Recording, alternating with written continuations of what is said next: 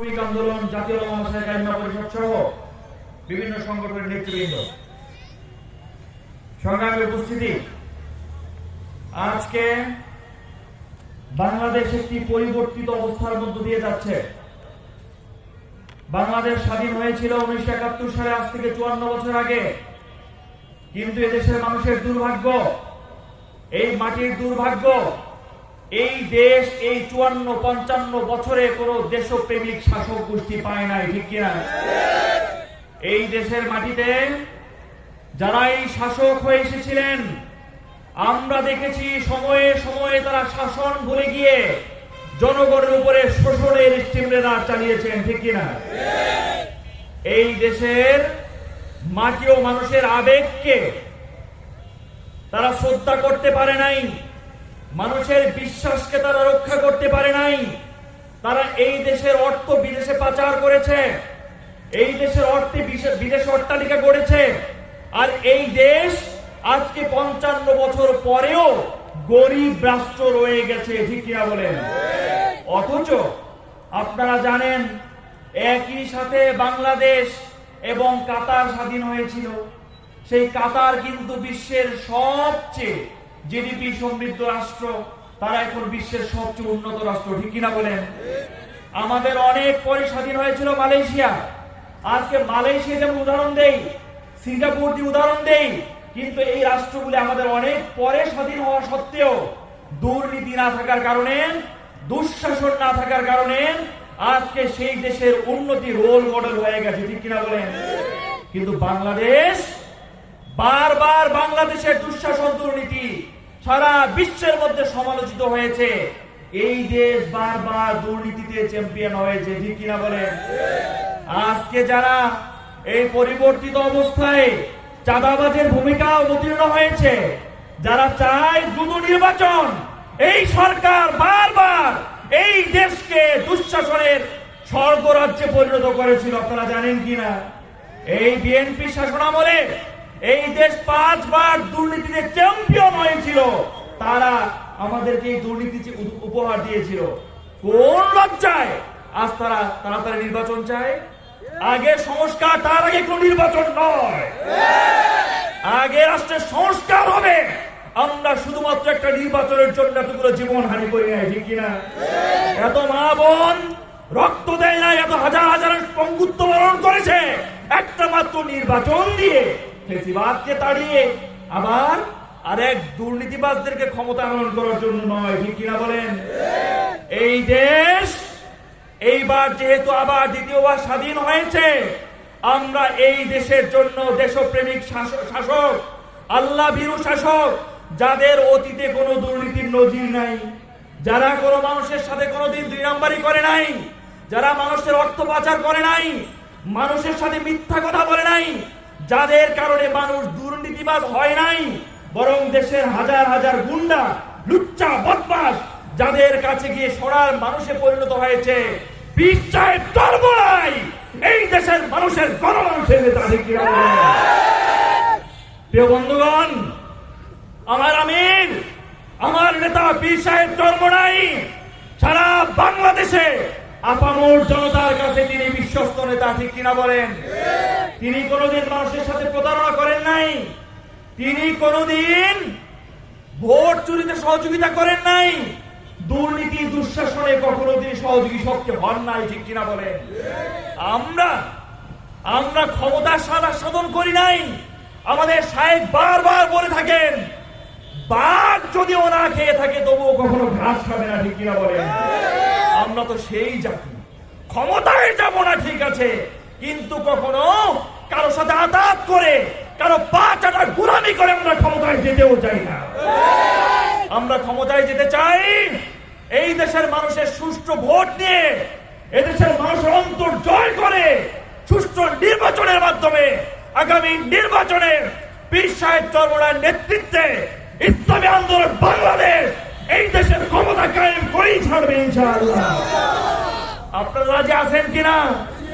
ঠাকুরগাঁর মানুষ রাজি আছেন?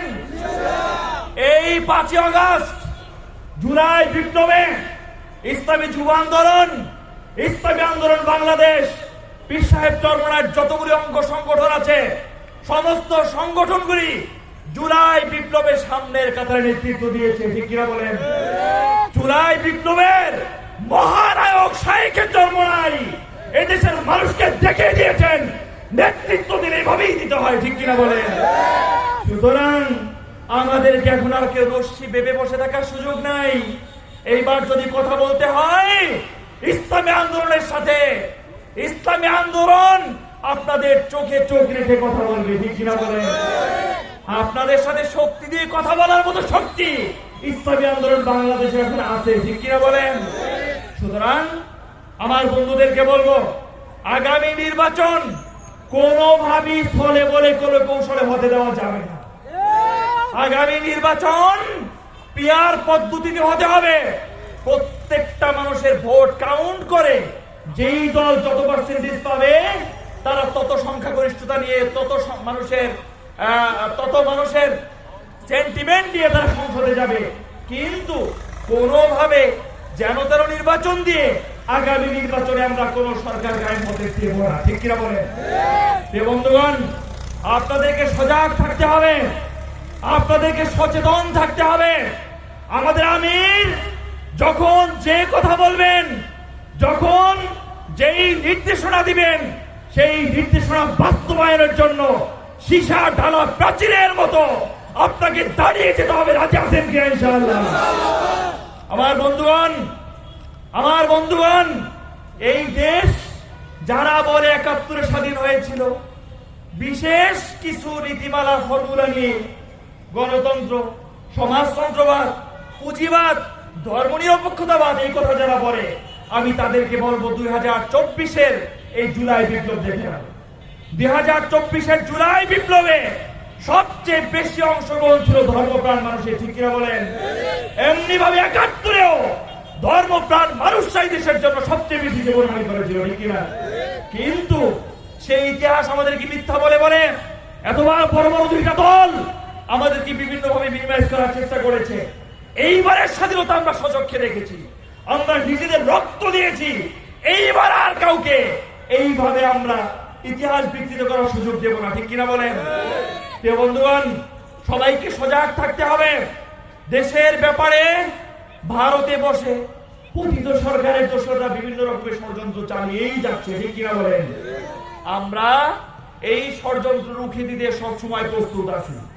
বাংলাদেশের মধ্যেও বিভিন্ন ভাবে বিভিন্ন শক্তি ভারত সরকারের আঘাত নিয়ে তাদের পরামর্শে বিভিন্ন ভাবে এই দেশকে অস্থিতিশীল করার পায়তারা করছে। আমরা তাদেরকে বলতে চাই, জুলাই বিপ্লবের চেতনা আমরা এখনো ধরে রেখেছি, ঠিক কিনা বলেন? দেশের স্বার্থে রাত 12টা আর দুপুর 12টা আমাদের কাছে এক হয়ে যাবে।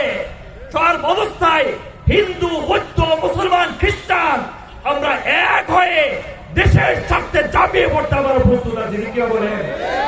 এজন্য দেশ নিয়ে যারা ষড়যন্ত্র করার পায়তারা করছেন তারা সচেতন হয়ে যান। আমাদের জাতি এখনো সজাগ আছে। এই জাতি ঘুমিয়ে যাবে না ইনশাআল্লাহ। কারণ এই জাতি একজন নেতা এখন পেয়েছে, এই জাতি আস্থাবান নেতা এখন পীর সাহেব চরমনাই, ঠিক কিনা বলেন?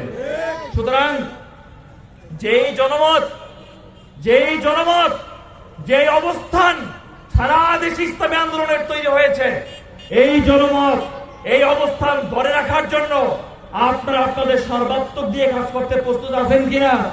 কে কে প্রস্তুত আছেন? একটু নারায়ে তাকবীর, নারায়ে তাকবীর।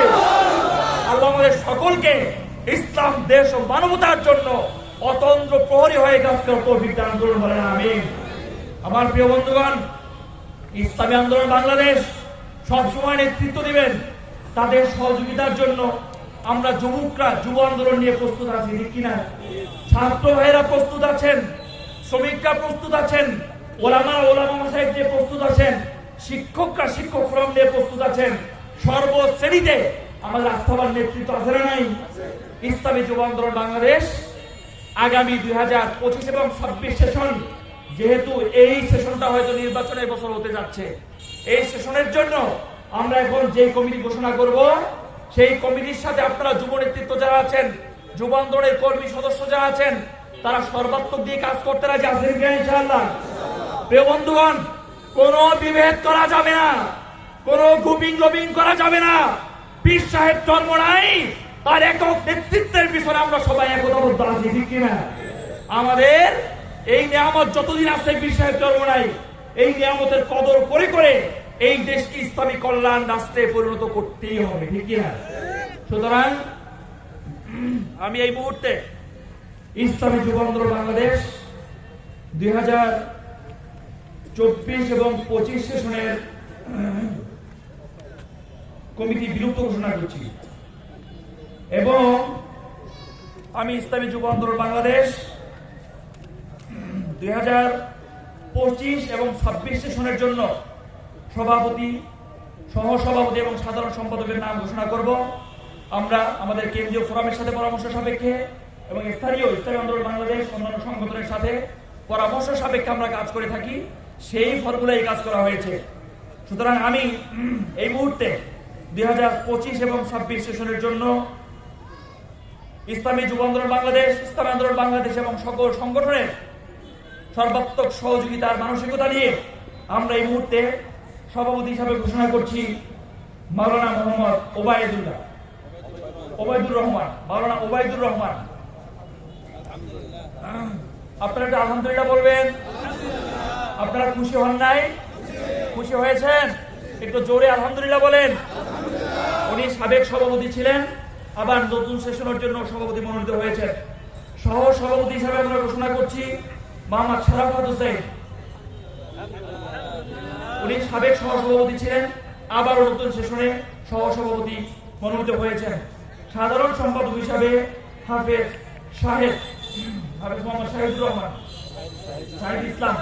হাফেজ মোহাম্মদ শাহিদ ইসলাম, উনিও সাধারণ সম্পাদক ছিলেন।